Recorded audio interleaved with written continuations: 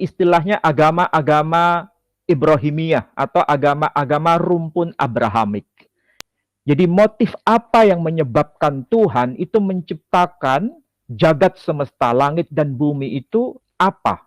Dasarnya apa? Itu ternyata ini dasar dari tradisi agama Yahudi. Memberikan pesan bahwa pernyataan Rabi ini, tanpa adanya penciptaan Abraham, maka jagat semesta ini tidak akan diciptakan. Tapi ini merupakan dokumen yang tertua dalam tradisi agama Semitik. Nah, sementara dalam dokumen The Gospel of Thomas ini, ada informasi segala sesuatu dijadikan melalui dia. Sedangkan tradisi kekristenan Trinitarian menyebutnya segala sesuatu dijadikan oleh dia.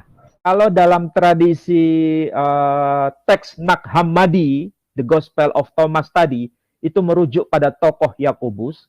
Sementara dalam Injil Yohanes itu mengacu pada tokoh yang nanti itu bernama Yesus Kristus. Dia dengan jarinya menunjuk kepada pesuruh Allah itu berkata, inilah dia, karena dialah makanya Allah telah menciptakan seluruh alam.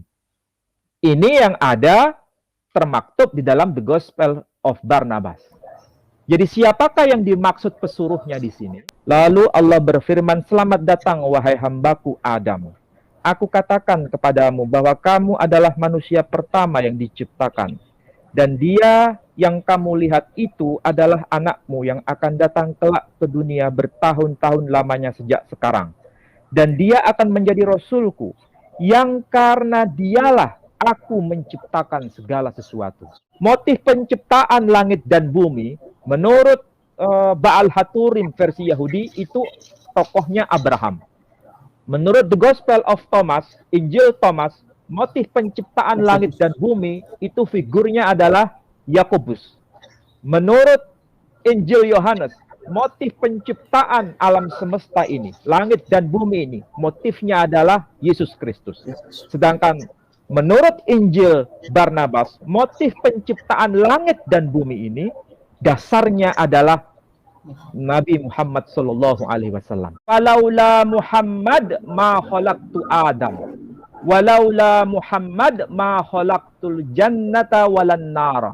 Nah, ini menarik sebenarnya. Wahai Isa, amin bi Muhammad, berimanlah kepada Muhammad. Wa'mun man adrakahu min ummatik ayyu'minu bih. Jika bukan karena Muhammad, aku tidak akan pernah menciptakan Adam. Walaula Muhammad ma khalaqtul jannata walan nara. Jika bukan karena Muhammad, aku juga tidak akan pernah menciptakan surga ataupun neraka. Di arasnya Allah itu tertulis kalimat La ilaha illallah Muhammadur Rasulullah.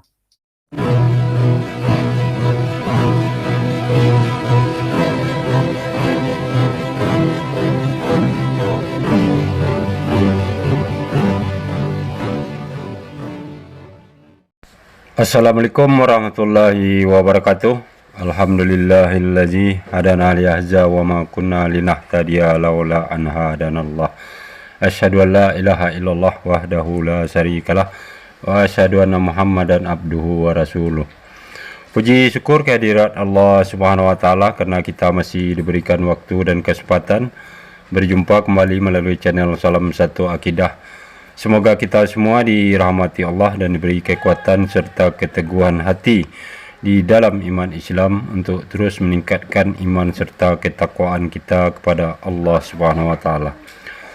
Baik, saudaraku semuanya, pada kesempatan kali ini saya akan menampilkan sebuah video yang sangat mengedukasi ya, dan juga sangat bermanfaat serta berguna bagi kita semuanya umat muslim, yaitu perihal penyebab kenapa Allah Subhanahu wa taala menciptakan alam semesta ini.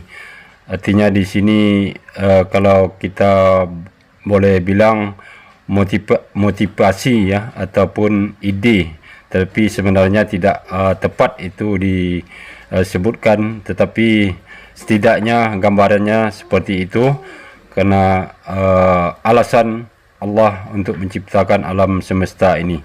Nah, ternyata ini selain yang kita ketahui di dalam keyakinan kita sebagai umat muslim, bahwa Allah Subhanahu wa taala menciptakan alam semesta itu berdasarkan ayat yang bunyinya laulaka ya Muhammad maka laktul afla, ya, yang artinya kalau bukan karena engkau wahai Muhammad tidak akan kuciptakan alam semesta ini. Nah, di sini jangan diartikan Muhammad sebagai jasadan, ya, tetapi adalah nur atau zatnya Nabi Muhammad itu sendiri. Dan ini juga berhubung kepada kita berselawat kepada Nabi, ya. Artinya kita di sini berselawat kepada zatnya Nabi, yaitu Zatul Muhammadiyah, ya.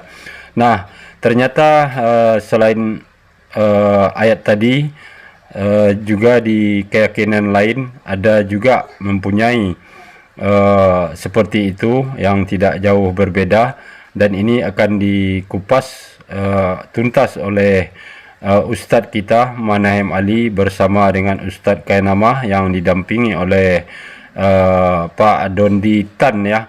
Dan tentunya ini sangat bermanfaat bagi kita untuk melihat perbedaannya, karena beliau akan mengkaji berdasarkan manuskrip kuno, ya, yang menjelaskan perihal tersebut, dan juga mengikuti bahasa aslinya.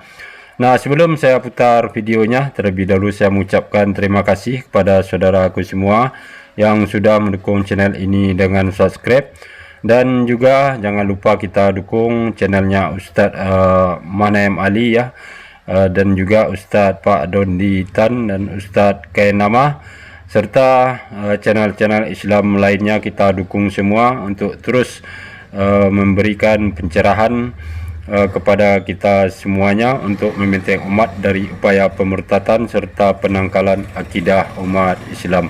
Nah, tanpa panjang mukadimah, langsung saja kita simak videonya. Selamat menyaksikan.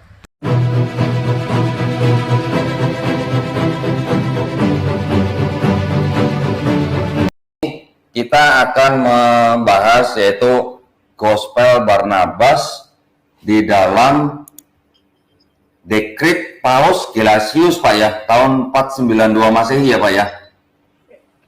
Ya, benar.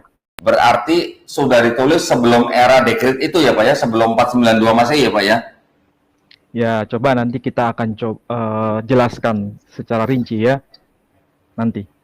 Ya, maksud saya gini, Pak, kan kita juga mendengar ada yang namanya Gospel Barnabas yang ditulis kurang lebih di abad ke-16, ya, Pak, ya. Ya, memang ada yang mengatakan bahwa ada The Gospel of Barnabas yang ditulis dalam tanda kutip abad ke-16. Tapi sebenarnya pernyataan ini sesuatu yang perlu ada penjelasan. Apa yang dimaksud abad ke-16 terkait eksistensi The Gospel of Barnabas? Apakah itu berkaitan dengan penulisan The Gospel of Barnabas?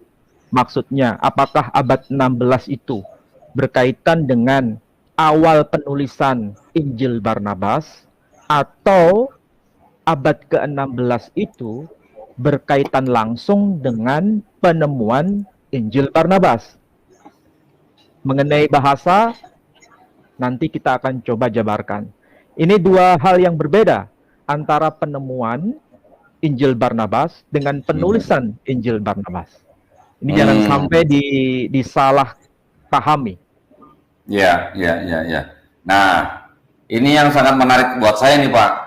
Karena kalau yang saya tahu, bahwa yang disebut dengan Injil Barnabas yang ditulis pada abad ke-16 itu sebaiknya tidak digunakan juga oleh apologet muslim, begitu ya, Pak, ya. Karena di dalam Injil Barnabas yang ditulis, yang ternyata ditulis oleh seorang muslim itu, di dalamnya tidak mengakui Isa sebagai Al-Masih, kalau nggak salah begitu, Pak Ali, ya. Ya, coba nanti kita diskusikan, ya. Kantornya silakan, Pak Ali. Baik, terima kasih Pak Dondi. Assalamualaikum warahmatullahi wabarakatuh. Alhamdulillahirabbil alamin wassalatu wassalamu ala sayyidina Muhammad wa ala alihi wa ashabihi wa sallama tasliman katsira. Saudara-saudara sekalian, pada malam ini merupakan malam yang istimewa terutama bagi seorang muslim. Apalagi ini momen yang amat bersejarah, terutama kalau dikaitkan dengan bulan istimewa, yakni bulan kelahiran Rasul Muhammad Sallallahu Alaihi Wasallam. Dan kita tidak akan membicarakan mengenai ikhtilaf di antara para ulama berkaitan dengan peringatan Maulid ini, tapi yang akan kita bahas bagaimana kita membaca kritik teks ataupun kritik sumber berhubungan dengan sosok manusia agung, yakni Muhammad Sallallahu Alaihi Wasallam dalam berbagai dokumen yang nanti coba kita akan bedah. Saudara-saudara, berkaitan dengan persoalan Maulid Nabi, yang tentu saja ini merupakan persoalan internal di kalangan umat Islam, memang ada perbedaan pandangan. Ada yang mengatakan boleh diperingati, ada yang mengatakan tidak perlu diperingati. Persoalan ini sebenarnya bukan hanya muncul dalam internal keislaman, tetapi fenomena yang hampir sama juga muncul di kalangan saudara kita kaum Kristiani berkaitan dengan Natal. Ada komunitas kekristenan yang membolehkan peringatan Natal itu. Biasanya kita kenal di antara mereka adalah komunitas kekristenan Ortodok, kekristenan Katolik, ataupun kekristenan Protestan.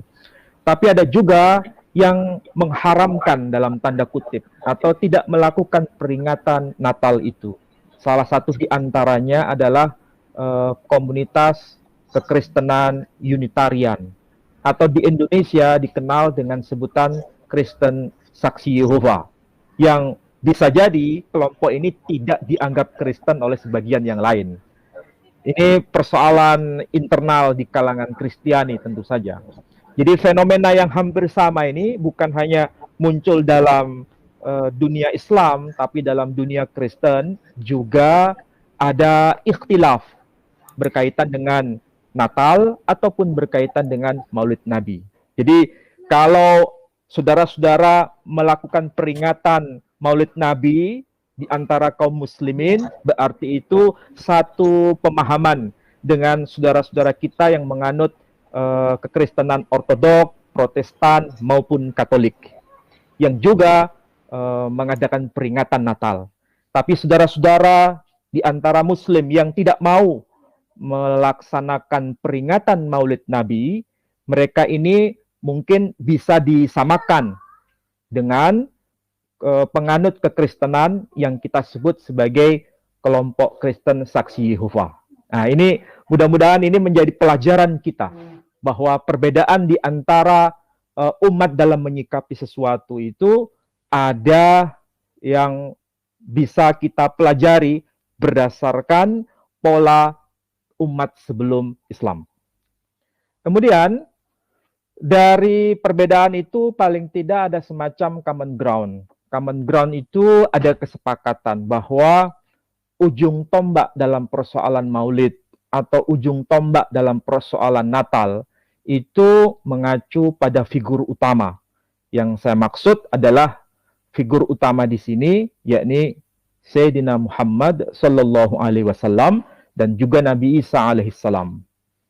Nah, karena ini momennya momen istimewa yakni bulan Maulid, maka kita akan mencoba untuk membaca dokumen-dokumen ini dari sisi kritik teks sekaligus kritik sumber. Nah, kita mulai dari kritik yang kita sebut sebagai kritik teks. Tolong Pak Dondi bisa ditampilkan ya. Ya, ini yang pertama ya Pak ya. Oh iya. Boleh diperbesar Pak Dondi? Ya.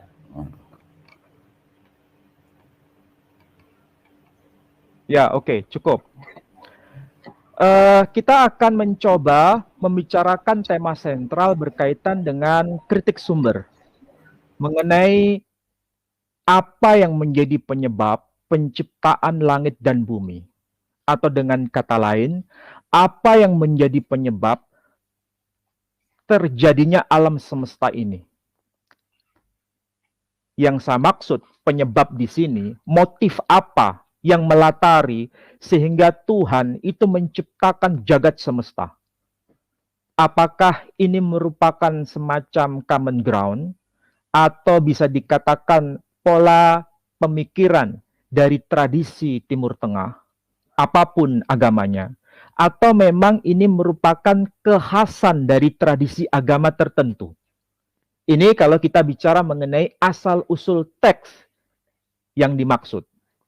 Nah, kita akan coba memahami dari perspektif Timur Tengah. Karena Timur Tengah itu merupakan sebuah peradaban besar yang tentu saja dapat dibaca dari berbagai dokumen yang sampai sekarang masih dapat kita analisa. Kita akan coba mulai dulu dari tradisi agama yang kita sebut sebagai agama Yahudut atau agama Yahudi. Nah, kita akan coba lihat salah satu dokumen yang tentu saja ini penting untuk dibaca dari tradisi Yahudi. Kita baca melalui dokumen yang disebut Baal Haturim. Baal Haturim itu merupakan bagian bagaimana cara memahami teks agama Yahudi yang diajarkan para rabi terdahulu, ya. Dan kita harus mulai dulu dari teks yang disebut sebagai Torah Sebichtav, Torah yang tertulis. Tapi sekaligus kita akan bahas dari Torah Sebe'alpe, Torah yang dilisankan. Nah, kita akan coba. Mohon maaf. Ya. Nah, ya, ini tamu kita udah datang nih, Pak. Oh ya. Nah, nih, kamera. Assalamualaikum. Waalaikumsalam warahmatullahi wabarakatuh. Iya, ya, baik. Nyasarnya di bawahnya. Masya Allah. Baik, ya ini hanya nyapa saja. Pak Ali, silakan dilanjut, Pak Ali. Baik. Kita ulangi aja ya. Tadi baru sekelumit informasi supaya tidak tertinggal. Ustadz Kainama tadi baru saja hadir. Yang kita bahas sekarang itu adalah mengenai kritik sumber berkaitan dengan teks tradisi Timur Tengah. Ya, karena teks tradisi Timur Tengah ini unik karena muncul dalam berbagai agama yang ada lahirnya itu dari kawasan Timur Tengah. Kita sebut istilahnya agama-agama Ibrahimiyah atau agama-agama rumpun Abrahamik. Itu kita mulai dari tradisi Yahudi dulu. Nah, di dalam Sefer Bereshit atau kita kenal dengan sebutan Kitab Kejadian, pasal yang kedua, ayat yang keempat, itu ada nas yang benar-benar memberikan pesan utama. Motif apa berkaitan dengan penciptaan jagat semesta ini? Jadi motif apa yang menyebabkan Tuhan itu menciptakan jagat semesta, langit dan bumi itu apa? Dasarnya apa? Itu ternyata termaktub di dalam Sefer Bereshit atau Kitab Kejadian pasal yang kedua ayat yang keempat. Di situ tertulis Toledot Hashemayim V'ha'aretz Behibbar'am. Inilah kelahiran Hashemayim, langit, V'ha'aretz, dan kelahiran bumi. Behibbar'am, tatkala diciptakan. Jadi, Behibbar'am itu diambil dari kata bara, artinya mencipta. Sedangkan Behibbar'am itu menunjuk pada saat atau ketika diciptakan. Nah, ini dasar dari tradisi agama Yahudi. Memberikan pesan bahwa langit dan bumi itu memiliki sejarah kelahiran, dan kelahirannya atau penciptaannya itu karena motif tertentu. Kalau kita baca Baal Haturim, tolong diperbesar teks yang bagian paling bawah Pak Dondi ya. Apa maksud pengertian dari Wehibbar Am itu? Cek yang ada huruf dalet. Yang huruf dalet saja. Agak ke kanan. Agak ke kanan ya. Nah, oke. Ini kurang kelihatan, Pak. Urutan nomor 3 dari atas. Ini ada huruf dalet tuh. Nah, tolong diperbesar. Oke. Kurang kelihatan teksnya semua. Nah, itu ada huruf dalet ya. Kata kunci yang dipakai pada ayat yang keempat itu ada ungkapan Wehibbar Am. Di sini diberikan catatan. Wehibbar Am itu maksudnya tatkala diciptakan. Maksudnya tatkala diciptakan terkait mengenai penciptaan langit dan bumi. Dari kata bara. Kemudian disebutkan di sini. Disebutkan kata-kata Otiyot be Abraham. Tolong digeser lagi Pak. Otiyot be Abraham. Ini karena sebab Abraham. Ini menarik pernyataan Rabi ini. Jadi Wehibbar Am itu dihubungkan dengan nama khusus. Yakni nama yang dimaksud adalah nama Abraham. Be Abraham. Demi Abraham.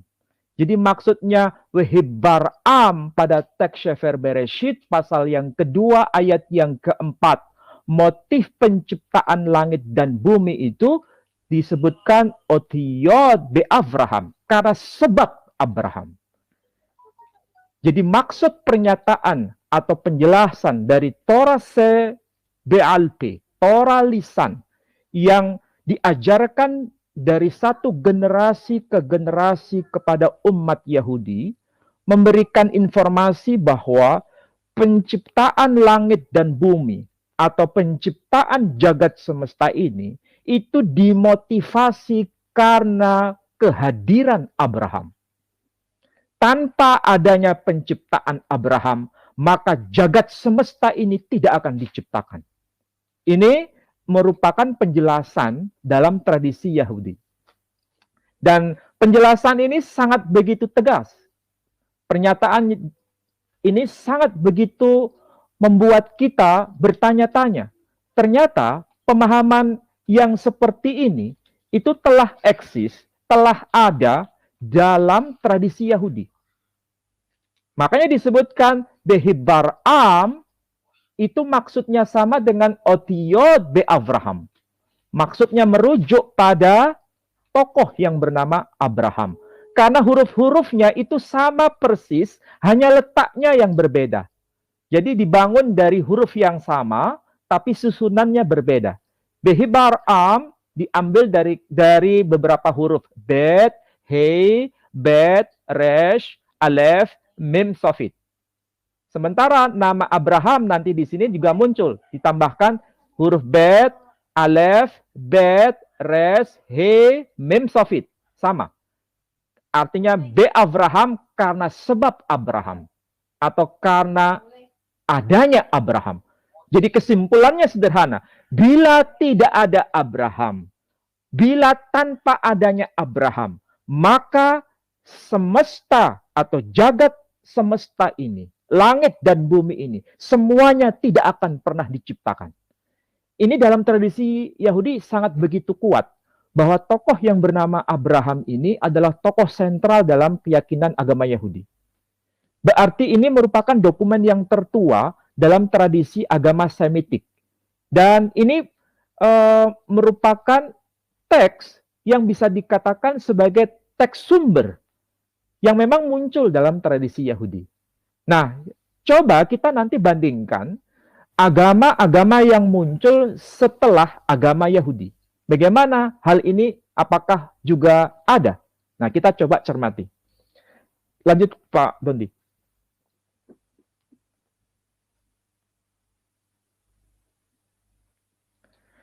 Kita mulai dari dokumen yang sederhana ya, karena kita banyak penonton atau pemirsa dari kalangan penutur bahasa Indonesia atau Melayu.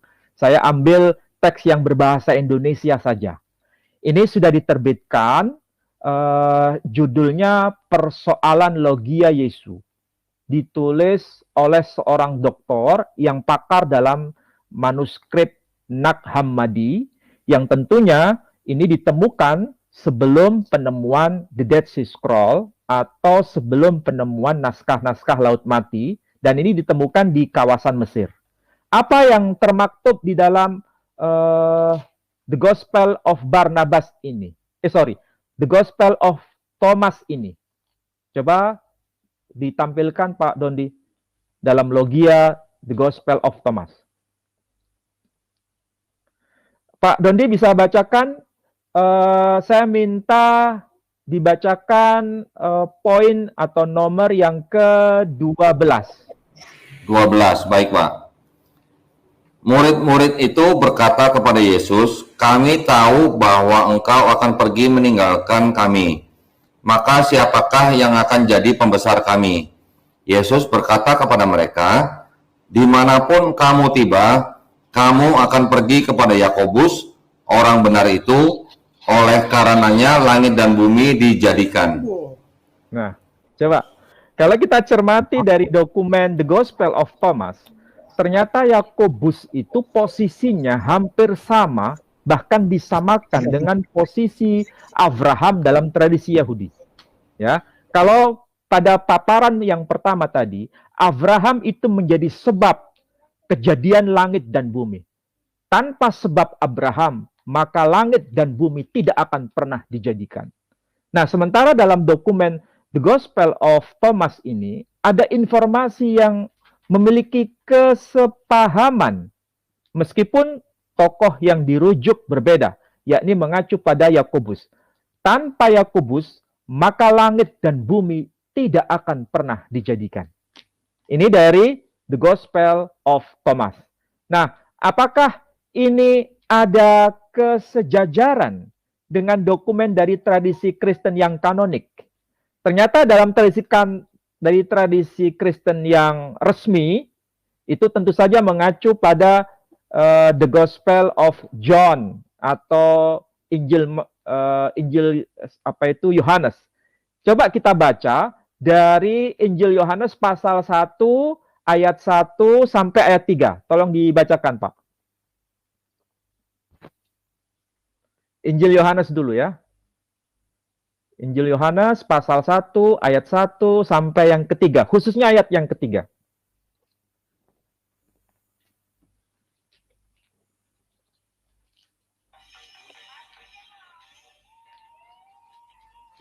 Ya, saya tampilkan aja ya Pak ya. Ya, ya. Ya, ini ya Pak ya. Ya, tolong dibacakan saja. Ya, perikopnya adalah firman yang telah menjadi manusia.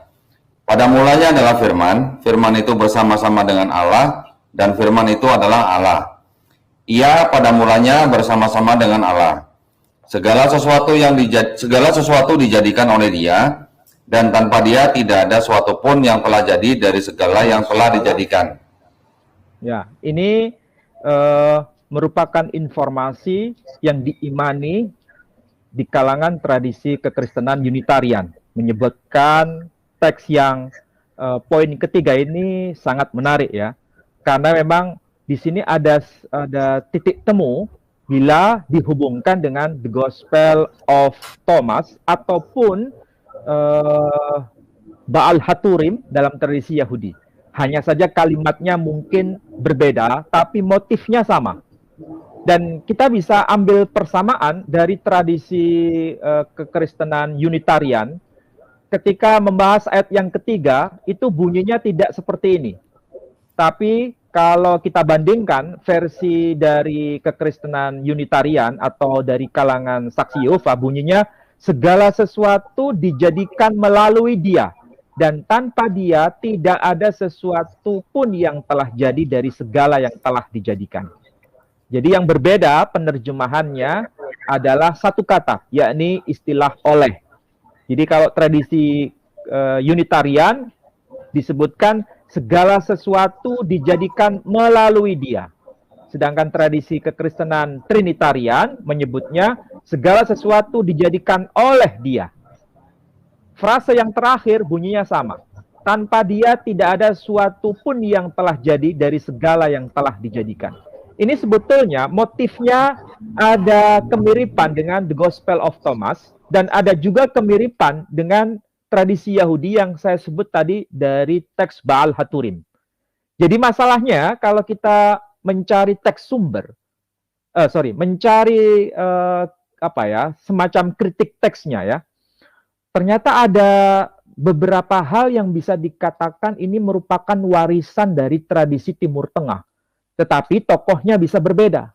Kalau dalam tradisi Yahudi mengacu pada tokoh Abraham, kalau dalam tradisi teks Nag Hammadi, The Gospel of Thomas tadi, itu merujuk pada tokoh Yakobus. Sementara dalam Injil Yohanes itu mengacu pada tokoh yang nanti itu bernama Yesus Kristus. Ya, tapi garis besarnya sama. Nah, coba kita bandingkan teks yang ada dalam misalnya The Gospel of Barnabas. Silakan ditayangkan Pak Dondi.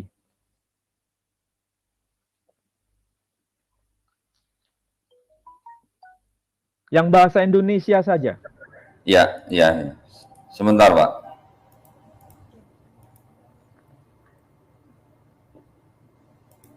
Yang ini ya, Pak? Ya.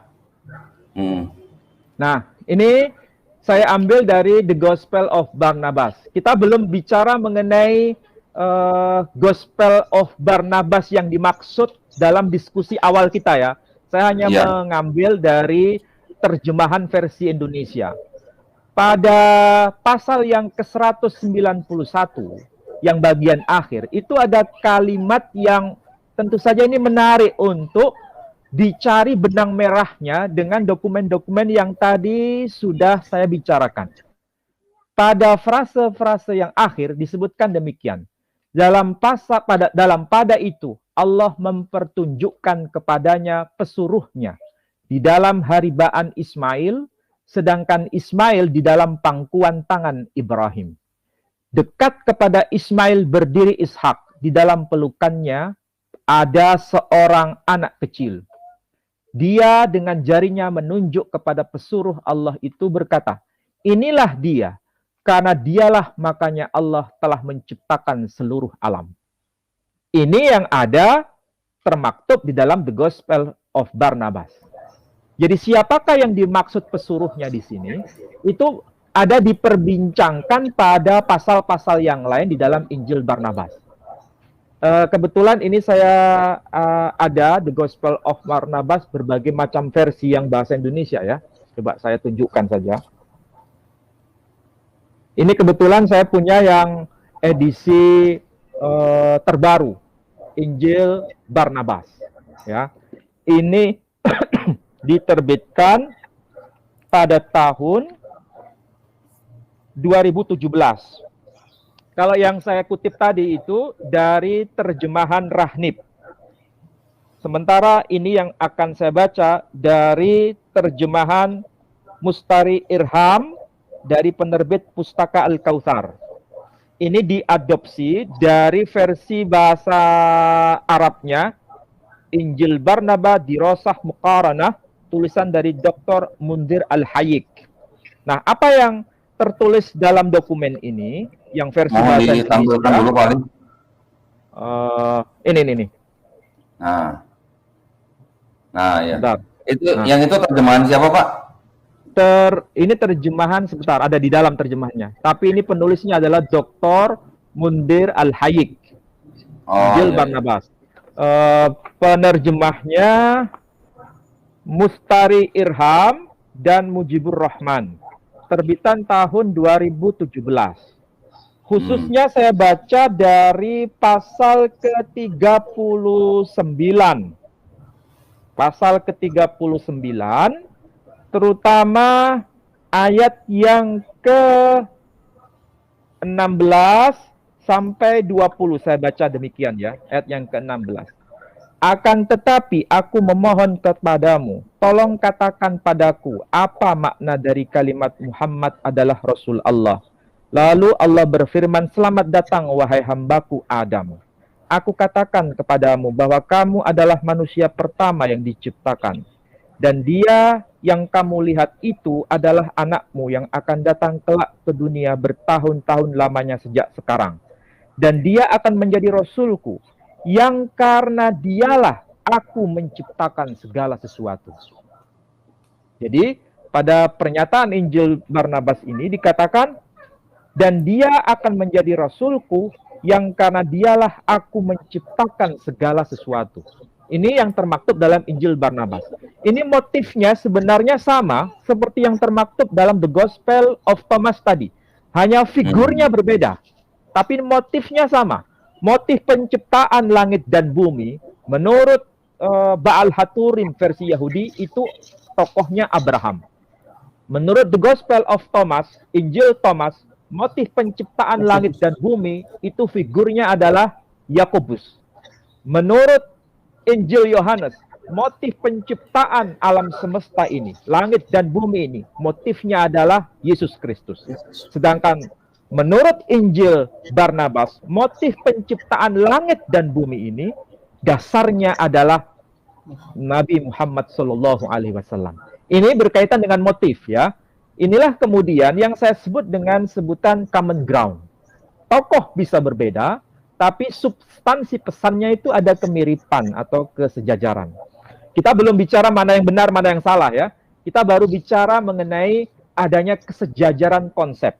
Jadi tidak benar kalau dikatakan ini merupakan pengaruh dari tradisi agama atau tradisi kebudayaan di luar Timur Tengah. Ini semua dasarnya adalah tradisi Timur Tengah, tradisi Semitik.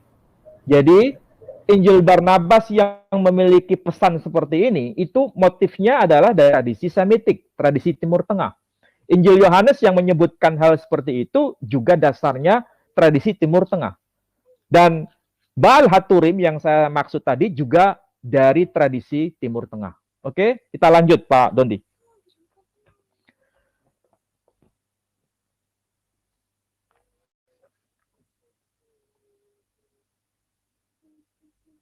Nah, pada teks yang bagian akhir ini, sebelumnya Pak, sebelum teks ini tadi, yang bahasa Indonesia tadi.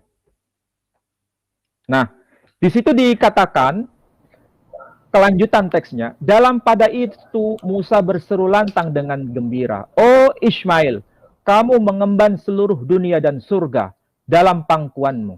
Semoga ingatlah kepadaku, hamba Allah, bahwa aku mungkin mendapatkan rahmat dalam pemandangan Allah dengan pertolongan anakmu. Baginya Allah telah menciptakan kesegalaan." Jadi maksudnya sama dengan frase sebelumnya ya, pada alinea sebelumnya. Jadi karena sebab Muhammad sallallahu alaihi wasallam atau karena sebab khataman nabiyyin, maka segala sesuatu diciptakan atau segala sesuatu dijadikan.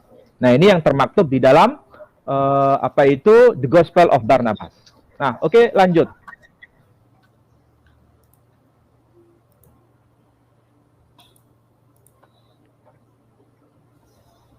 Nah, di sini ini merupakan hadis yang termaktub di dalam kitab yang disebut Al-Mustadrak, yang kita kenal kitab Mustadrak ala Sahihain, yang ditulis oleh Al-Imam Al-Hakim. Imam Al-Hakim itu wafat tahun 405 Hijri, atau sama dengan beliau wafat tahun 1012 Masehi. Kitab Mustadrak Al-Hakim itu ditulis untuk melengkapi hadis-hadis sahih yang termaktub di dalam Sahih Bukhari dan Sahih Muslim. Ya, apa yang tercantum dalam kitab Al-Mustadrak Al-Hakim itu? Dikatakan pada jilid yang kedua, halaman yang tertera di situ, Hadisnya itu bernomor 615, atau lebih tepatnya ya, hadis sebelum ini ya, 4227 ya. Hadisnya panjang. Ada perawinya disebutkan satu demi satu. Mata rantai pembawa hadisnya. Paling puncak nanti disebut yakni an Ibni Abbas radhiyallahu anhu maqala. Telah berkata Ibnu Abbas itu salah seorang sahabat Nabi sekaligus masih familinya Nabi Muhammad sallallahu alaihi wasallam. Keluarga besar dari Nabi Muhammad sallallahu alaihi wasallam. Berkata apa? Qala, telah berkata Ibnu Abbas itu, auhallahu ila Isa alaihissalam. Allah telah mewahyukan kepada Isa alaihissalam.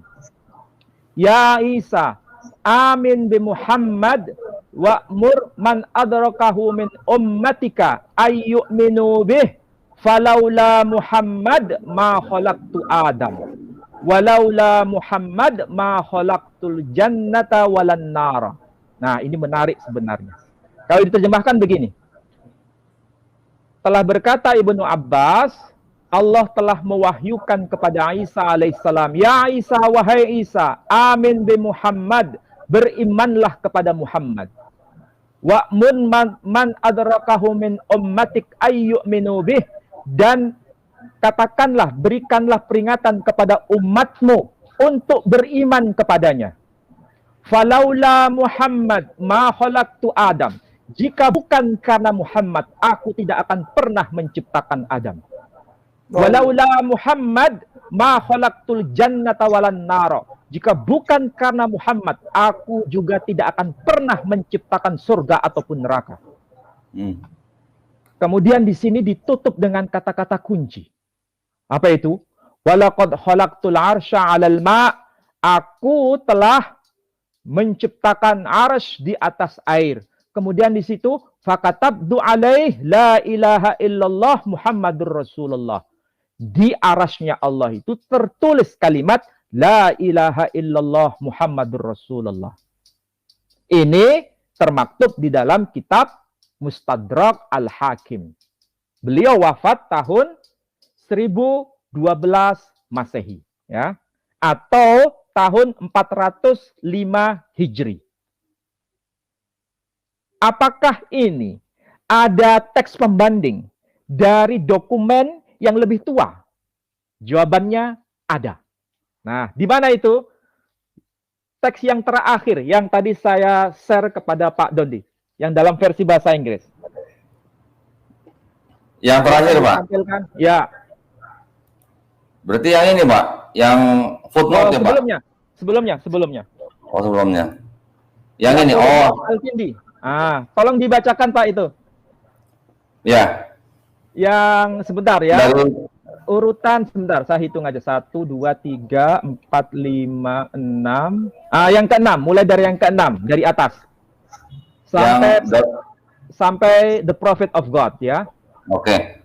The rest were made to pay tribute to us. Indeed, this testimony is true. May God glorify you, since God attested it before He created the world. For when the throne is written, there is no God but God, and Muhammad is the prophet of God. Coba diterjemahkan. Ya. Selebihnya diberikan penghormatan kepada kami. Sesungguhnya kesaksian ini benar. Semoga Tuhan memuliakanmu. Dikarenakan Tuhan sudah mengujinya sebelum Dia menciptakan dunia. Karena di atas tahta tertulis tidak ada Tuhan selain Tuhan, dan Muhammad adalah utusan Tuhan.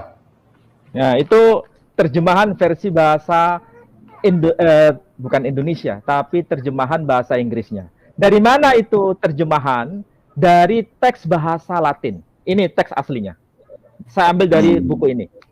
Sebentar, Pak. Sebentar, Dondi. Ya, sebentar, Pak. Dari teks buku ini. Medieval Latin, ya, ini teks berbahasa Latin Punya nggak mungkin? yang muncul pada era yang tentu saja ini sangat begitu penting untuk kita diskusikan, era abad pertengahan, ya. Ini berkaitan dengan kehidupan Muhammad Sallallahu Alaihi Wasallam, tapi dari penulis-penulis non-Muslim, terutama dari kalangan bishop waktu itu atau para uskup waktu itu, termasuk tulisan yang berjudul Apology of Al-Kindi. Nah, teks Apology of Al-Kindi itu teks bahasa aslinya sebenarnya dari bahasa Arab, ya.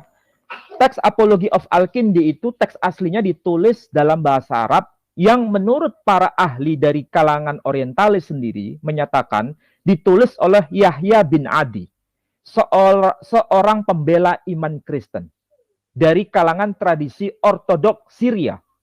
Saya ulangi lagi, penulisnya adalah Yahya bin Adi dari kalangan gereja ortodok Syria dan beliau seorang pembela iman Kristen. Itu merupakan rekaman dialog. Nama yang muncul dalam buku yang disebut Apology of Al-Kindi, yang satu bernama Al-Hashimi, mewakili Muslim, yang kedua Al-Kindi, Abdul Masih, ya. Dan tentu saja ini harus kita cermati, dokumen yang ditulis dengan judul Apology of Al-Kindi itu sudah wujud, sudah ada sejak masa pemerintahan Khalifah Al-Ma'mun yang memerintah pada tahun 834 Masehi. Itu beliau turun tahta atau wafat, saya agak lupa. Tapi yang jelas batas akhir kekhalifahan Al-Ma'mun itu 834 Masehi. Paling awal beliau memerintah tahun 813 Masehi. Ini coba dicermati tahun-tahunnya ya Pak Dondi ya. Kalau Mustadrak Al-Hakim tadi itu wafat tahun 1012 Masehi. Sementara Khalifah Al-Ma'mun itu batas akhirnya 834 Masehi. Berarti dokumen Apology of Al-Kindi itu muncul setelah era Al-Hakim, setelah era sang muhaddis yang bernama Al-Hakim, atau sebelum beliau? Jawabannya, sebelum beliau.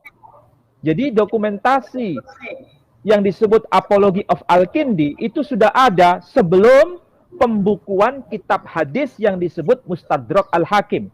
Karena lebih tua dokumennya. Dan apa yang tertulis di situ? Di situ dokumennya tertulis seperti bahkan sejajar apa yang disampaikan oleh Imam Al-Hakim. Sama. Nah, ini saya bacakan yang versi bahasa Yunaninya ya. Versi bahasa Latinnya. Di dalam versi bahasa Latin ini ada penyebutan yang luar biasa di situ. Karena di dalam dokumen ini ada kesejajaran, yakni dengan ungkapan Dedicimus verbum aeternum ipsius est per quod creata sunt universa. Arti harfiahnya sama. Jadi kalau bukan karena dia, maka dunia tidak akan diciptakan atau alam semesta tidak akan diciptakan. Nah, kalau kita bandingkan ya dari tradisi teks Peshitta yang berbahasa Aramaik, khususnya dari Injil Yohanes, pasal yang pertama ayat yang ketiga itu berbunyi begini. Kul bideh wo velodavi oflo huvas meden dahvo. Itu maksudnya sama dengan ayat yang ketiga tadi. Oleh karena dia segala sesuatu diciptakan. Melalui dia, oleh dia atau melalui dia segala sesuatu diciptakan, atau oleh sebab dia segala sesuatu diciptakan. Ini konsep yang sebenarnya ada kesejajaran sebagaimana yang termaktub di dalam Apology of Al-Kindi. Masalahnya begini sekarang. Mengapa ada kesamaan yang sangat signifikan dari dokumen-dokumen yang tadi kita baca? Ternyata kita tidak bisa mengatakan bahwa Mustadrak Al-Hakim, hadis yang termaktub dalam kitab Mustadrak Al-Hakim itu diambil dari dokumen The Gospel of Barnabas. Tidak mungkin. Kenapa? Karena nama Injil Barnabas itu sudah termaktub di dalam dokumen yang disebut The Great Gelasianum, The Greatum Gelasianum, dan itu abad kelima Masehi. Nah, coba ditampilkan Pak Dondi.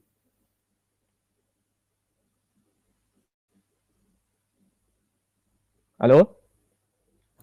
Yang mana Pak? Yang footnote bukan? Iya, yang footnote. Oh iya, sebentar Pak. Yang footnote aja. Nah, jadi pada dokumen The Gospel of John, pasal 1 ayat 1. Tolong ini diterjemahkan saja oleh Pak Dondi, supaya nanti pemirsa paham. Sebenarnya apa yang termaktub di situ? Sebentar Pak Ali. Ini yang footnote untuk ayat 1 sampai 18 ya Pak ya? Ya. The prologue states the main themes of the gospel: life, light, truth, and the world, testimony, and the pre-existence of Jesus Christ. Jadi prolog ini menyatakan tema utama daripada gospel: kehidupan, cahaya, kebenaran, dunia, kesaksian, dan pra-keberadaan ya daripada Yesus Kristus, the incarnate logos who reveals God the Father, sebagai firman yang berinkarnasi yang mengungkap atau menyatakan Tuhan Bapa. In origin it was probably an early Christian hymn. Aslinya ini kemungkinan adalah sebuah himne Kristen awal. Its closest parallel is in other Christological hymns. Paralel yang paling dekat itu ada di dalam himne-himne Kristologis ya. Di Kolose 1 pasal 15 sampai 2 ayat 15 sampai 20 dan Filipus ya. 2 ayat 6 sampai 11. Its core 1 to 5, 10 to 11 and 14 is poetic in structure with short phrases linked by staircase parallelism, in which the last word of one phrase becomes the first word of the next. Prose inserts at least 6 to 8 and 15 deal with John the Baptist. Jadi mana tadi? Is poetic ya. Intinya ya, its core, inti daripada ini ayat 1 sampai 5, 10 sampai 11 dan 14 itu adalah semacam puisi di dalam susunannya dengan kalimat-kalimat pendek yang terhubung dengan paralelisisme tangga. Ya. Bertumpuk. Ya, yang mana kata terakhir daripada frase itu menjadi kata pertama untuk kalimat berikutnya, gitu ya. Kemudian prose insert itu apa? Masukkan prosa, cerita kisah. Masukkan kisah setidaknya ayat 8 dan 15 itu berhubungan dengan Yohanes Pembaptis. Nah, khusus mengenai yang ayat 1, in the beginning, also the first word of the Old Testament, Genesis 1:1, was, this word is used 3 times with different meanings in this verse: existence, relationships, and predication. Pada mulanya ini juga adalah kata-kata pertama dari Kejadian Lama di Kejadian 1:1. Kata was, kata kerja ini juga digunakan 3 kali dengan arti yang berbeda di dalam ayat ini, yaitu keberadaan, hubungan, dan predication kok ya? Predication, gambaran ke depan. Gambaran predication, seperti kayak nubuat itu ya. The word atau dalam bahasa Yunaninya logos, kata ini, this term combines God's dynamic creative word, Genesis, personified pre-existence wisdom as the instruments of God's creative activity atau proverbs, and the ultimate intelligibility of reality, Hellenistic philosophy. firman atau yang di dalam bahasa Yunani-nya logos, kata ini menggabungkan kedinamisan Tuhan, kemudian firman yang kreatif, kemudian juga prakehadiran yang dipersonifikasi, kebijaksanaan sebagai instrumen daripada kegiatan kreatif daripada Tuhan itu sendiri, dan kepintaran akhir daripada kenyataan itu ternyata dari Hellenistic philosophy. With God, the Greek preposition here connotes communication with another. Kemudian kata with God itu adalah awalan dalam bahasa Yunani. Ini menggambarkan komunikasi antar satu sama lain ya. Kemudian was God lack of a definite article with God. Kata was God itu adalah di bawah definite article dengan Tuhan ya. In Greek signifies predication rather than identification ya. Itu artinya kurang lebih ini sedikit di bawah definite article daripada kata Tuhan di dalam bahasa Yunani yang mengedepankan nubuatan daripada identifikasi. Begitu kira-kira Pak Ali? Ya, apa yang ditulis sebagai catatan kaki pada dokumen The Holy Bible yang diterbitkan menurut versi The New Catholic Translation, atau lebih tepatnya mungkin para pemirsa bisa membaca The Holy Bible versi The New American Bible, itu ada penjelasan pada poin 1 seperti yang dibacakan oleh Pak Dondi. Ringkasnya, ada indikasi bahwa teks tersebut itu merupakan himne kekristenan awal yang kemudian masuk dalam teks The Gospel of John. Tapi ada sesuatu yang menarik sebenarnya kalau kita membaca buku yang ditulis oleh Ignatius dalam bukunya Pengakuan. Itu sudah diterbitkan oleh BPK Gunung Mulia versi bahasa Indonesia. Dan judul Pengakuan, buku yang berjudul Pengakuan tulisan Ignatius, itu menjelaskan narasi yang sama bahwa preambul dari The Gospel of John atau Injil Yohanes, bahwa pada mulanya adalah firman, firman itu bersama-sama dengan Allah dan seterusnya dan seterusnya. Mohon maaf Pak Ali. Ya. Itu Augustin Pak, bukan Ignatius Pak. Oh iya, Santo Agustin ya, Santo Agustin. Ya. Jadi Hippo. itu Hippo. kalau tidak salah itu Ignatius ya, menurut saya dari Hippo kan? Bukan. Ya Hippo Pak, namanya Agustinus Hippo. Ya, judulnya The Confession of Saint Augustine Pak. Iya. Iya, betul. Jadi yang menyusun itu Ignatius Uskup Hippo kan? Iya betul Pak. Judulnya adalah Pengakuan dalam versi bahasa Indonesia, dalam versi bahasa Inggris The Confession. Dan dalam versi bahasa Arabnya disebut Al-I'tirafat. Ada itu versi yang bahasa Arabnya. Ini kebetulan saya punya nih. Ini judul yang versi bahasa Arabnya. Al-I'tirafat. Nah, ini teksnya. Jadi kalau kita membaca berbagai macam perbandingan teks tadi, ternyata ada semacam informasi yang sama berkaitan dengan sebab yang menjadi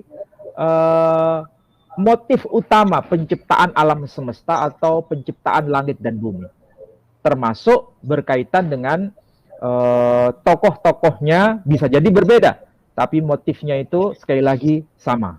Nah, sekarang yang menjadi perbincangan kita, kalau berkaitan dengan Gospel of Barnabas, itu kan ada semacam kesamaan informasi sebagaimana apa yang termaktub dalam hadis yang disebut sebagai Mustadrak Al-Hakim tadi. Nah, masalahnya sekarang, apakah The Gospel of Barnabas itu baru muncul setelah era Mustadrak Al-Hakim ditulis, atau justru sebelumnya? Itu pertanyaan pertama. Atau kitab Mustadrak Al-Hakim yang beliau wafat tahun 1012 Masehi itu ditulis setelah munculnya teks yang disebut Apology of Al-Kindi.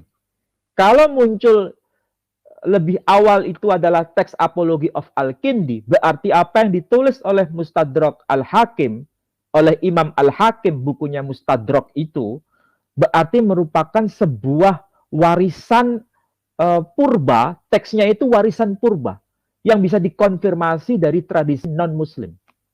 Apalagi ini ditulis oleh seorang pembesar dari kalangan kekristenan ortodok Syria.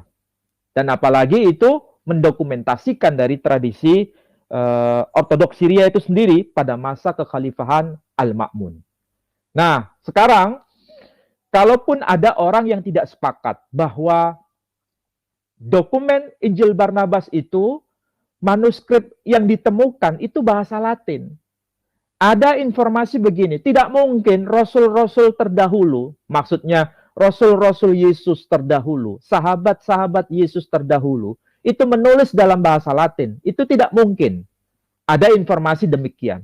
Tapi sebenarnya kalau tidak mungkin, itu juga sangat bermasalah. Kenapa? Karena bahasa Latin waktu itu sudah menjadi bagian dari bahasa resmi dalam dokumen-dokumen yang dipakai pada era atau zamannya Yesus Kristus. Saya ambil contoh, ya. Saya ambil contoh. Ketika Yesus di kayu salib, menurut informasi Injil Yohanes, di kayu salib itu tertulis dalam 3 bahasa. Yang pertama ditulis dalam bahasa Ibrani, kemudian ditulis dalam bahasa Yunani, dan yang ketiga ditulis dalam bahasa Latin. Betul atau tidak? Artinya bahasa Latin waktu itu juga menduduki posisi penting pada zaman Kristus Yesus. Nah, masalahnya, kalau kita cermati Injil Barnabas yang ditemukan pada abad 16 oleh seorang yang namanya itu Framerino, itu memang pada masa kepemimpinan seorang uskup yang bernama Uskup Sixtus, bahkan dikatakan Paus, Sixtus ke-5. Dan itu memerintah pada abad ke-14 atau 16. Tolong nanti dicek lagi ya. Yang jelas itu era sekitar abad ke-15 Masehi. Artinya muncul pada masa setelah Islam. Ditemukannya manuskrip itu, ya. Tapi masalahnya, apakah manuskrip itu ada hubungannya dengan manuskrip yang dulu pernah tercatat dalam dokumen Decretum Gelasianum yang itu muncul pada tahun 492 Masehi.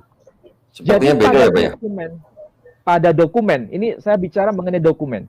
Dokumen yang ditulis pada masa atau tahun 492 Masehi yang disebut atau dikenal dengan sebutan Decretum Gelasianum, itu memang menyebutkan secara harfiah satu teks yang disebut dengan istilah Injil Barnabas, tapi dalam bahasa Latin ya.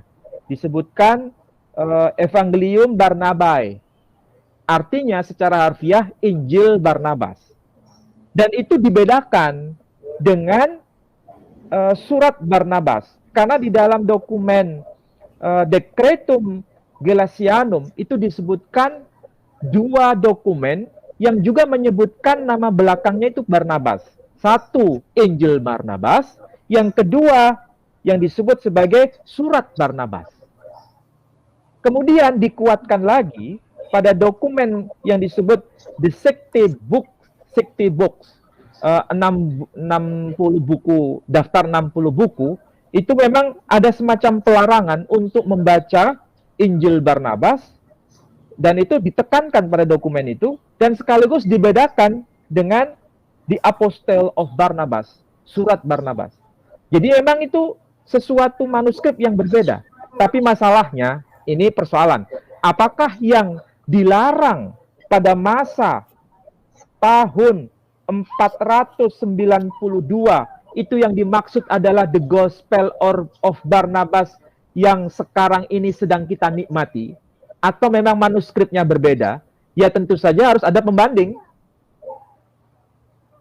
dokumen yang dibicarakan dengan sebutan Evangelium Barnabae itu sampai sekarang kita belum bisa menikmatinya untuk dibaca. Tetapi yang ada itu justru yang ditemukan di Vatikan itu pada abad ke-16 atau abad ke-14 oleh seorang yang bernama Fra Merino. Jadi kita sekarang mencoba untuk mengklarifikasi apakah memang yang dimaksud pada dokumen Decretum Glacianum itu maksudnya adalah teks yang disebut Injil Barnabas yang sudah diterjemahkan dalam bahasa Arab atau bahasa Inggris atau bahasa Indonesia yang tadi kita bicarakan, atau Injil Barnabas yang lain. Nah, itu kan sampai sekarang masih belum jelas ya, masih belum jelas. Tapi yang pasti yang tentu saja ini menjadi bahan pikiran kita, the Gospel of Barnabas yang sudah diterjemahkan dalam bahasa Indonesia ini memang ditemukan pada abad ke-14 oleh Fra Merino itu. Tapi apakah itu kopi atau salinan atau terjemahan dari Gospel of Barnabas yang belum ditemukan sampai sekarang, itu ada sesuatu yang problem. Saya kira itu Pak Dondi, nanti mungkin bisa dilanjutkan dalam tanya jawab ya. Baik. Terima kasih banyak Pak Ali. Wah, ini tadi Ustadz Kenama telat sih ini. Tapi nggak apa-apa, telatkan cuma sedikit, nggak apa-apa. Oke, tapi apa yang dijelaskan Ya, Pak Ali insya Allah. sudah nangkep Insya Allah. ya? Insya Allah. Masya Allah. Baik, Syukran kasiran ya, Mara. baik. Ya, Kalau gitu sekarang saya mau kasih kesempatan buat Ustadz Ken, mungkin ada tambahan atau tanggapan gitu dari tanggapannya Pak Ali atau mungkin pertanyaan gitu. Baik. Tafadhol, Ustadz. Ya, syukran Ustadz Dondi. Tuan guruku Ustadz Menachem Ali, ketika saya datang lalu dengar pembukaan dari penyampaian Ustadz Menachem Ali tentang Barnabas, lalu di situ ada juga tentang hubungan secara kontekstual kata-kata, maksudnya dari beberapa kalimat yang juga tertulis dari kitab-kitab yang lain, begitu. Dan arahnya memang saya tadi sempat menangkap, oh ini arahnya Barnabas. Begini Ustazi, ketika saya juga banyak sekali mendapat pertanyaan tentang kitab Barnabas itu, karena ada juga yang bilang bahwa kitab Barnabas itu orang melihatnya setelah diketemukan itu bahasa Spanyol, begitu. Saya nggak tahu bahasa Spanyol yang dengan dasar Latin atau dengan dasar yang lain gitu, Spaniard. Saya nggak ngerti juga. Tapi yang jelas, ketika saya mendapat buku itu sekitar tahun 2007 atau 2006. Itu sudah dalam bahasa Inggris. Saya tidak punya yang lainnya. Dan saya mempertanyakan itu kepada orang-orang yang saya anggap saya bisa dapat jawaban. Begini Ustazi, buku Barnabas jelas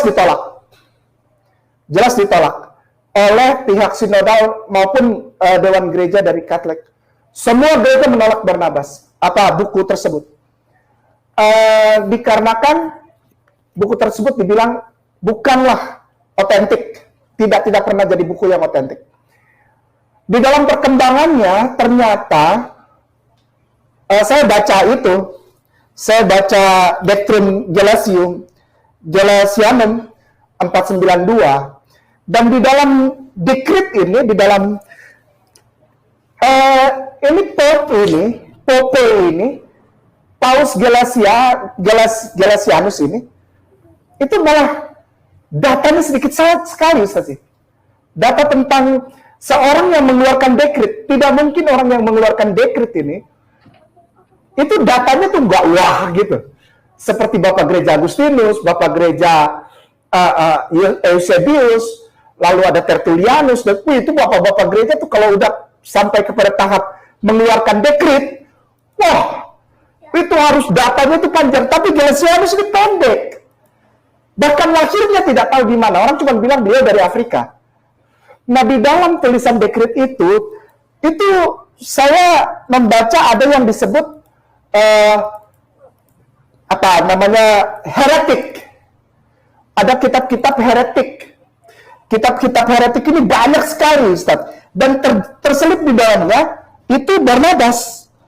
Nah, jadi di bagian akhir tadi dari penyampaian Ustadz Menahem Ali mengatakan bahwa kita tidak tahu apakah yang di Galatianus ini adalah Barnabas yang sekarang kita baca atau Barnabas yang lain, karena di sana ditulisnya itu kalau di depannya yang masuk itu selalu dimulai likewise the works of blessed Cyril, Bishop of Alexandria, Bishop Hilary of Peters, Bishop Ambrosius, Bishop Augustine of Hippo, Blessed Jerome, the Post, dipuji-puji. Tapi begitu pas yang heretik, beliau langsung bilang ini harus dihancurkan. Nah, sebelum Barnabas itu disebutnya gospel, Ustazi. Disebutnya gospel di situ. The gospel in the name of Barnabas Apokripum. Nah, sebelum Barnabas Apokripum itu ada Matias. Saya nggak tahu ini Matias apakah Matatias, imam besar Matatias. Lalu dari sesudahnya itu, dan sebelum Matatias ada Filipus. Lalu setelah Barnabas ada Yakobus, James the younger Apokripum. Ini hal-hal seperti ini, seperti nama-nama besar mengapit Barnabas. Dan Barnabas yang saya tahu ketika saya belajar tentang teologi, Barnabas adalah orang yang penuh dengan Roh Kudus, Ustazi. Dan Ustazi pasti tahu itu. Barnabas ini adalah nama yang begitu kuat di dalam kehidupan kisah para rasul. Jadi sekitar 1, 2, sampai 5 tahun setelah Nabi Isa AS diangkat ke langit, nama Barnabas luar biasa. Oh, luar biasa sekali. Barnabas dan Stefanus. Lalu nanti di bagian kisah para rasul yang lain ada muncul sedikit saja Agabus yang menurut pemahaman secara pembelajaran teologis nanti ada Raja Abegar dari Edesa, lalu ada putranya namanya Izas Manu. Jadi orang pikir Yesus itu Immanuel, Izas Manu, Izas anaknya Manu, putra dari Raja Abegar dengan istrinya Selamat itu. Wow, ini hal yang luar biasa ramai, Ustaz. Saya senang belajar teologi, kenapa? Karena itu, wah, seperti kita nonton film. Ustazku, yang ingin aku sampaikan adalah mengucapkan terima kasih karena informasi dokumen yang Ustazi Menahem Ali telah sampaikan kepada saya. Saya hanya ingin menyampaikan pandangan saya tentang buku Barnabas yang sekarang ada. Kalau menurut saya imani itu yang ditulis di dalam dekret 492, ya insya Allah itu beliau. Gitu. Itu buku beliau Barnabas. Karena apa? Karena sempat ada kejadian di dalam kitab Makabe, semua kitab Taurat dibakar.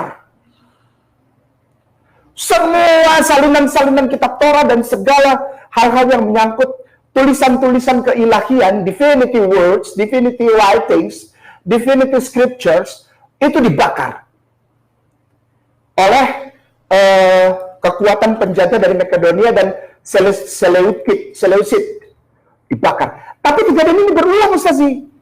331 kita sama-sama tahu the Church Father, Bapak Gereja, menulis dalam bukunya Church History. 331 itu Diocletian bakar lagi. Di depan pasar sampai kitab suci itu sampai setinggi gunung dibakar. Jadi ada seperti saya menangkap seperti titik-titik lalu dihubungkan itu jadi kayak jadi kayak sarang laba-laba, Ustaz. Ini gambaran penghancuran informasi tentang tauhid. Di antara 100 AD, 100 BC, 100 BC. Itu kejadian parah.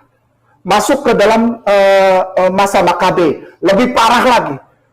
Segala sesuatu hal yang berbau tauhid dibunuh sampai anak-anak kecil itu gara-gara sunat dipotong, digorok tengah jalan. Wah itu, saya kalau baca Makabe, Ustazi, saya nangis, Ustazi. Nangis kalau baca Makabe. Kenapa? Karena orang-orang yang tauhid, melakukan tauhid, akidah tauhid, dibantai habis-habisan sama Roma.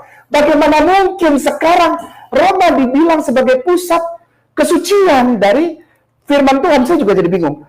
Jadi saya mengambilnya begini Ustazi, cepat saja. Mohon maaf ya Ustazi. 100 sampai akhir Makabe, yaitu Judas Makabe. Itu ada satu titik di mana informasi tentang tauhid dibantai, para orang yang mengikat diri kepada akidah serta syariah tauhid pada saat itu bantai, nggak ada urusan sampai imam besar Eleazar, cuman gara-gara dimasukin daging babi lalu dia muntahkan lagi dibunuh. Penghinaan terhadap bait suci di Yerusalem, ketika babi itu dipotong dan darahnya berceceran kemana-mana, dan babi dipersembahkan sebagai persembahan kepada dewa-dewa Zeus di dalam rumah ibadah di Yerusalem. Itu zamannya Titus yang paling parah, itu Vespasianus dan Titus. Parahnya minta ampun. Parah itu orang pembantaian umat Tuhan tauhid.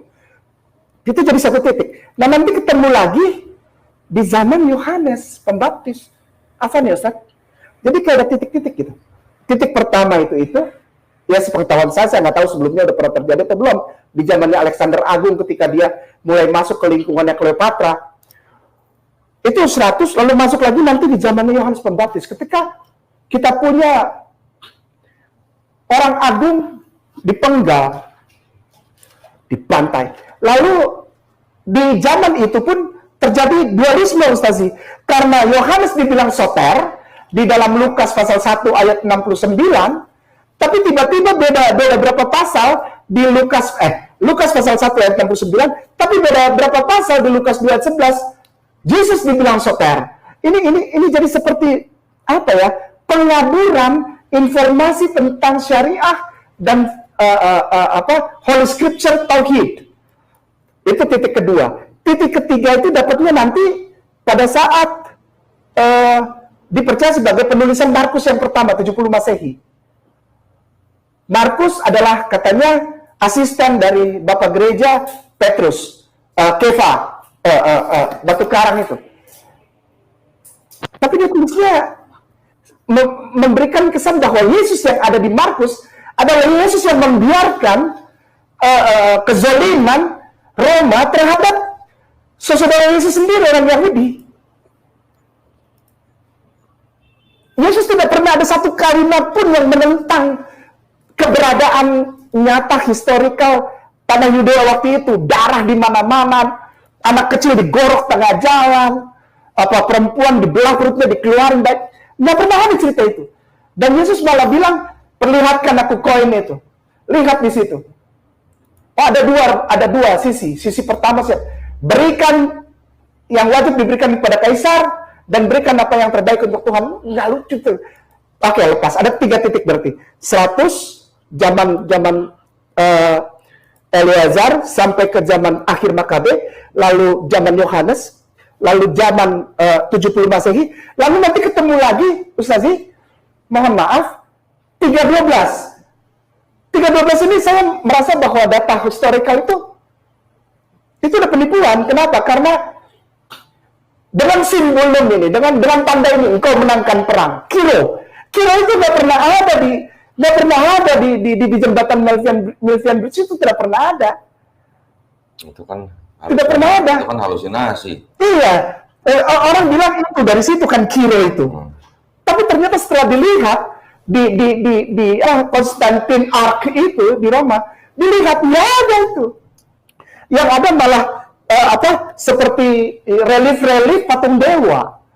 Nah, itu titik keempat. Titik kelima itu jelas 325 Masehi. Ini seperti web gitu loh Ustazi. Aku lihat ini tak gitu ya.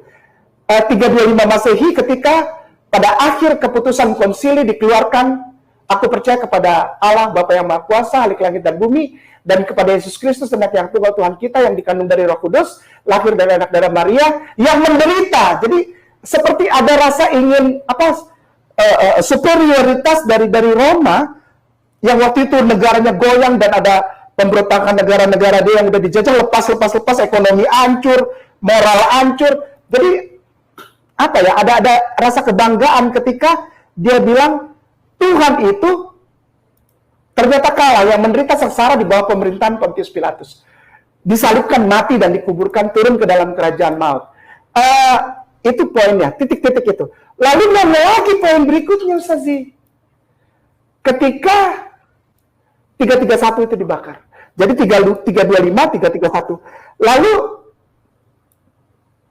ya ini, 492. Setelah 451 Kalsedon. Kok setiap tulisan seperti tulisan Barnabe ini disebut heretik gitu. Saya mikirnya gini, Ustazi. Proto-Evangelium James, Yakobus. Proto-Evangelium. Lalu ada tulisan Gnostic Apocalypse of Peter. Lalu ada tulisan juga tentang Thomas. Lalu atau Thomas Didymus itu. Lalu Yudas. Setiap tulisan yang tidak sesuai dengan tumbuhnya dogma Trinitas, hajar gitu kayaknya, Ustaz. Ya mohon maaf ya, dihajar. Bakar gitu ya.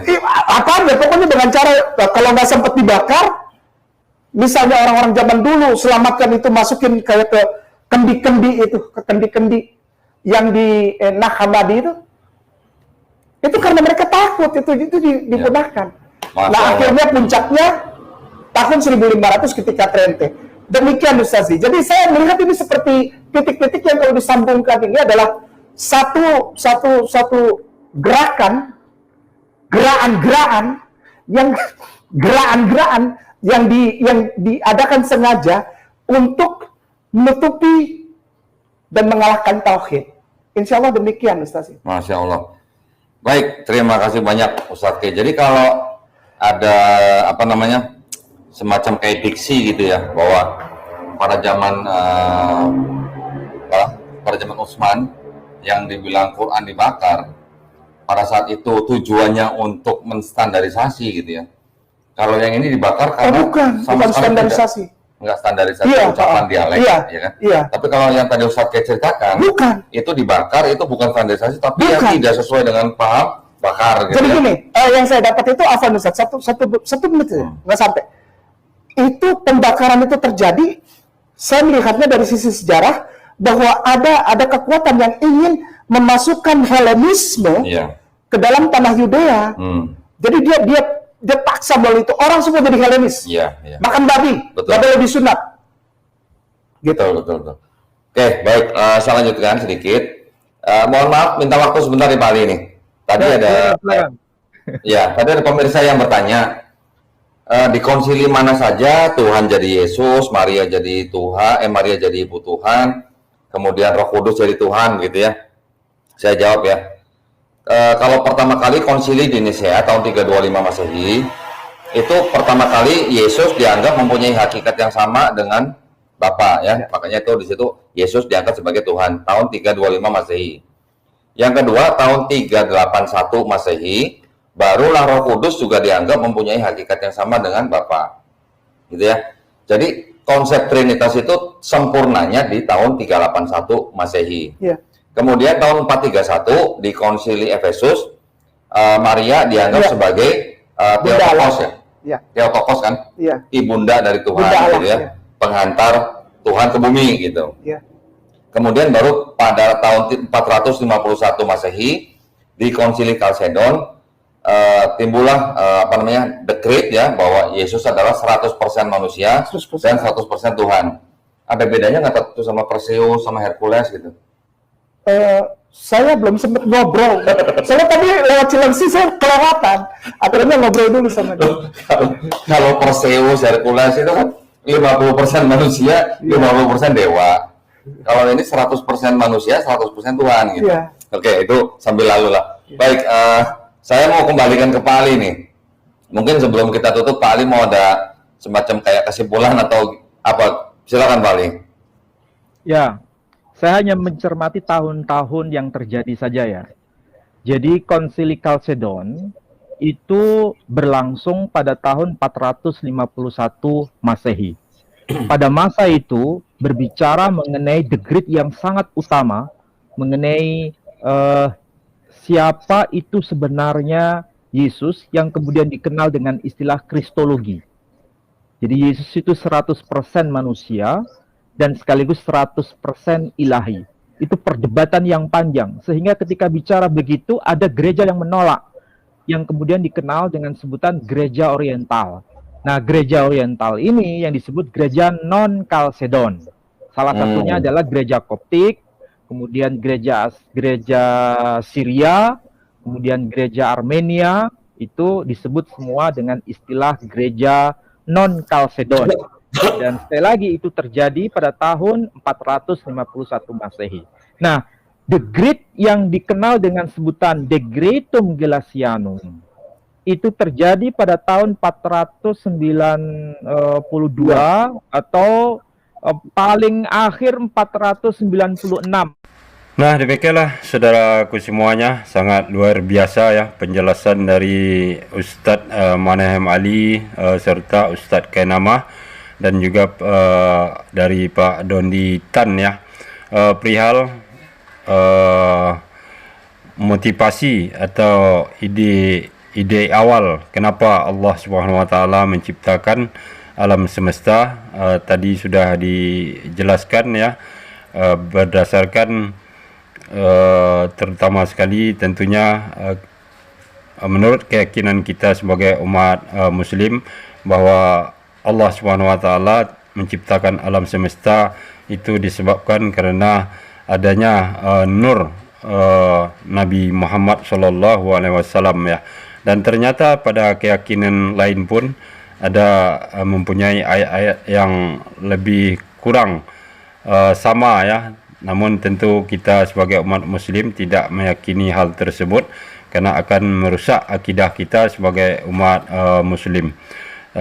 Paling tidak ini menjadi suatu bahan perbandingan untuk kita melihat keluar dari agama Islam ya, bahwasanya ada juga yang meyakini seperti itu, dan juga sekaligus untuk menambah khazanah ilmu pengetahuan kita semuanya. Dan mudah-mudahan apa yang disampaikan oleh para ustadz kita tadi bermanfaat serta berguna bagi kita semuanya untuk semakin menguatkan keimanan serta ketakwaan kita kepada Allah Subhanahu wa taala. Dan terima kasih atas perhatiannya. Assalamualaikum warahmatullahi wabarakatuh.